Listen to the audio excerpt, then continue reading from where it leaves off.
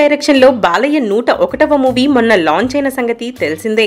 Industry ప్రముఖులు, బాలయ్య సన్నిహితులు పెద్ద ఎత్తున విచ్చేశారు. ఈ కార్యక్రమంలో డైరెక్టర్ క్రిష్, బాలయ్యల మధ్య జరిగిన సంభాషణ సోషల్ మీడియాలో వైరల్ అవుతుంది.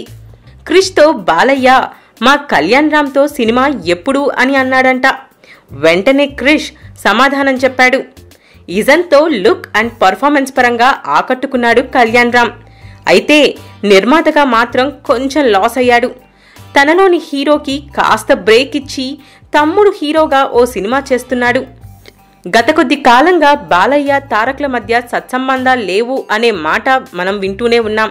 మొదటి నుండి బాబాయ్తో మంచి ర్యాపో ఉన్న కళ్యాణ్ రామ్ కూడా కొద్ది రోజులుగా బాలయ్యతో పెద్దగా కనిపించడం లేదు. ఈ నేపథ్యంలో బాలయ్య క్రిష్తో కళ్యాణ్ రామ్ గురించి అడగడం ప్రాధాన్యత సంతరించుకుంది. క్రిష్ వెంకటేష్తో ఓ మూవీ ప్లాన్ చేశాడు. కొన్ని కారణాల వల్ల ఆ ప్రాజెక్ట్ని పక్కన పెట్టేశారు. కళ్యాణ్ రామ్ కోసం క్రిష్ తన స్టైల్లో మంచి కథ రెడీ చేశాడంట.